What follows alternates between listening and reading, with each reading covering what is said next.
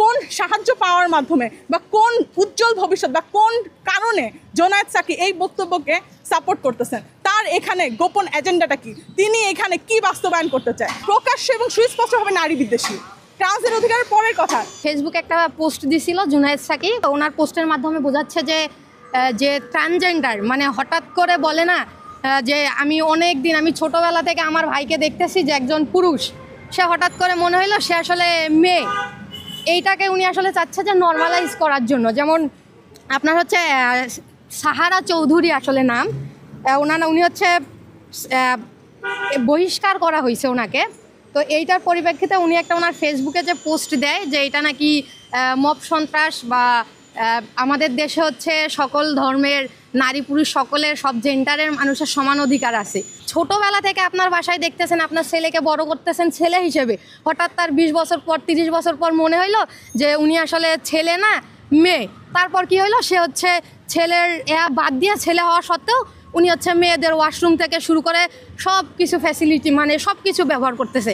এটা আসলে আমার মনে হয় না যে বাংলাদেশে এটা কেন নর্মালাইজ করতে দিব না। আমরা একজন মানে নারী হয়ে, বা আমরা যেহেতু ইসলাম ধর্মের, আমাদের ইসলাম ধর্মেও কিন্তু এটা হচ্ছে নাই। আর মূলত কথা হচ্ছে আমাদের এটা মেইন প্রতিবাদী হচ্ছে যে আমরা চাই না আমাদের দেশে হচ্ছে এই যে ট্রান্সজেন্ডার যেটা, সেটা নর্মালাইজ করা হোক। একজন নারী হঠাৎ করে যেমন পুরুষ হয়ে যায় না বললেই, তেমন একজন পুরুষও হচ্ছে নারী বললেই হওয়া যায় না, তার মনে হইলেই আসলে হয় না।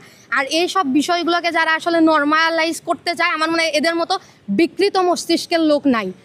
বিকৃত মস্তিষ্কের ছাড়া আসলে ওনারা কিভাবে ভাবে যে হঠাৎ করে একটা হচ্ছে পুরুষ নারী ভাবতেছে দেখেই নারী, আবার একজন নারী হঠাৎ করেই পুরুষ। এখন আমি যদি মানে বলি যে আমি একজন মেয়ে হয়ে কিভাবে মানে একটা জিনিস, মানে আমার নিজেরই তো এটা মানে ঘেন্না লাগার মতো একটা বিষয় যে একজন পুরুষ, আমি তাকে আসলে পুরুষ হঠাৎ করে দেখতেছি, সে আসলে আমার মতো বিহেভ করতেছে, বা আমি যেসব হচ্ছে যেমন ওয়াশরুম ইউজ করতেছি সেই ইউজ করতেছে।